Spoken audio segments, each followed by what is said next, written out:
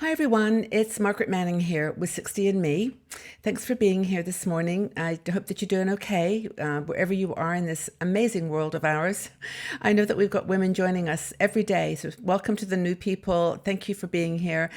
Get used to this environment. Check out 60andme.com and then go /start, and then you can look at all our channels, where we are active. YouTube is a really big channel now for us, so go up there and subscribe. We've got Facebook, and of course the website. And the website's got a wealth of information. So please check it out and let us know what you'd like to see more of. So today, I hope that you're doing okay. I've got my cup of tea this morning. I'm actually drinking hibiscus tea. Hibiscus is, I discovered it in Bali and I really love it. It's refreshing, it's fruity, it's beautiful as an iced tea, but I've got it just as a regular hot tea and it's beautiful red. It's lovely. So anyway, I hope that you're doing great too. Now, I wanted to chat with you today about a topic that Ginny McReynolds wrote this article, and it inspired me so much that I just wanted to share it with you because she has an interesting story to share about her own life and about her journey to weight loss and good health. And I just thought it was good to remind us, we when we started 60 and Me, we decided that well-being and health, financial security, and then independence, travel, retirement, working, whatever. Those were our priorities. And we always come back to well-being and health, because without that, we honestly don't have anything else. And if we don't have, money, yes, is important, but if we don't have good health, even all the money in the world isn't going to help us. So focusing on health is a big priority. I actually pulled the card this morning. What inspired me to do this article was I pulled this article from our deck of beautiful cards, our Aging Beautifully deck. It's back in stock now, and we actually have got lots of copies if you're interested. But it's things like, remember to smile. Just simple reminder there. Never give up. That's a good one too. Find balance. And on the back is like a paragraph that talks about each one of those. And I use them as a meditation every day just to pull out one. So I pulled out this one today, which was don't slow down. And that reminded me of what Ginny had written about in her own life. And it's not a kind of a preachy, don't slow down, keep going. But the back of this card actually says the message, which is embrace the rhythm of life. Dance, sing, and write. Learn new skills. Embrace challenges and be creative and travel, even if it's only to the next town.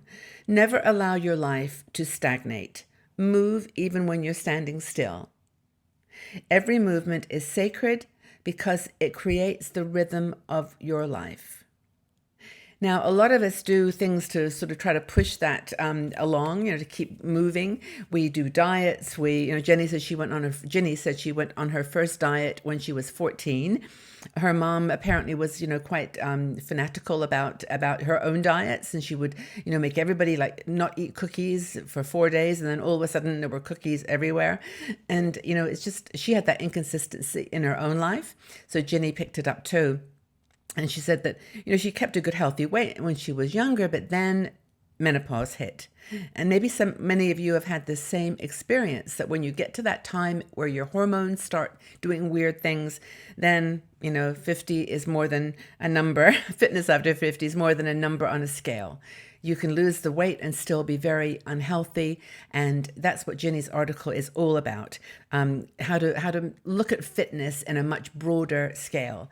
And to be honest with you, as I read in that card, it doesn't have to be exercise. It can be walking, it can be dancing, it can be, going on a trip somewhere where you're moving all the time, taking an adventure, go somewhere with your grandkids if you've got them, or with cousins and nephews. It's really important to look at fitness beyond the number of letters and numbers on a scale. Keep moving every single day. Now, there are some apps that help you track, your calorie intake and your balance between carbohydrates and proteins and fats.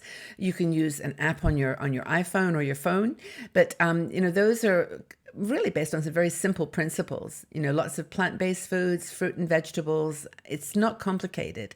A lot of people like the Mediterranean diet, which I do personally love.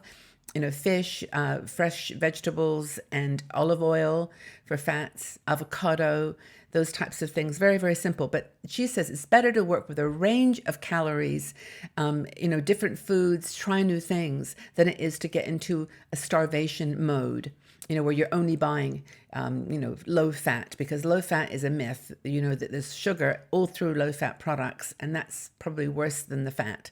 If you're eating good fats, it's good for you. But anyway, she talks about this. And the main thing she refers to a movement, which we talked about with the card, is that, don't try to do everything at once. It's funny, when I lived in New York City for 3 months, I loved it. By the way, but there was one place I would go back to in the States right now, it would be New York City. I absolutely love that place. I don't know why. I think people have a love-hate with it, like they do with India and other places. It's crowded, it's crazy, it's busy, but I just loved it. And one of the things I loved about it was walking, because the way that the streets, especially like in Manhattan and the midtown, the streets are laid out with numbers, like first, second, third, fourth, and up to 170 something. And you can walk just 1 block and then go back, 2 blocks and go back, 3 blocks and go back. And along the way, of course, you see everything under the sun, from, beautiful architecture to shops to people. And it's a fun walk. So for me, that was my idea of heaven with walking, was New York City. I love the exercise. And of course, it's important to do weight-bearing exercise. Ginny reminds us, if it's even just picking up some cans of soup or little weights, just do something to do some weight-bearing exercise, because it builds muscle. And muscle is what you lose weight with. You can try everything else, but weight-bearing exercise is really important too. So balanced diet helps you to establish some good rhythms, but that, you can have them fresh or frozen, but then have treats too. You don't deny yourself things that you like. I would be lost without my salted caramels. Oh, I wish I could find a good place for salted caramels. If anybody knows, by the way, let me know. What I like, by the way, just so you know, in case you're looking and you happen to find these things, is I like the caramels that are chewy, not the kind that are runny. So chewy has to be not fudgy, but chewy caramel. Then it has to have salt somewhere either in the caramel or on the chocolate that covers it. That's the secret. It's not just a chewy caramel, it's got chocolate on it. Ta-da! And I know one place in Stockholm that sells it. I keep getting on their list, their mailing list, and also Franz in Seattle. They actually have good salted caramels. So if you're interested, go check them out. They're amazing. Don't know how to go off on that. Anyway, you get excited about stuff that you love. Why not be excited? Have 1 caramel a day. It's no big deal. So that's the thing that Ginny mentions, is don't hide the cookies like her mom did. Keep the cookies out, but just have half a cookie a day or 1 cookie, and then enjoy it and smile and be happy. Don't deny yourself stuff. So she said that she wished that her mom had lived long enough to really realize that no diet plan was going to work. The key is always moderation and balance. Moderation and balance. And to keep it going. It's great. She gives a really good example. She says, you'd never say, well, I brush my teeth every day for 3 months, so I'm not going to brush them anymore. Or I slept a lot last week, so I'm not going to sleep anymore this week. It's just one of those things, like those 2 exercises that you have to keep doing. And it's not easy. I know it's not easy, but be smart and be realistic about your weight gain goals, or weight loss goals, I should say, and enjoy your food, enjoy exercise and socializing. Those are things that help. So have you committed to fitness in your life? Tell us what you do. I'd love to know. Just leave your comments in the section below. This is a great place just to have a conversation.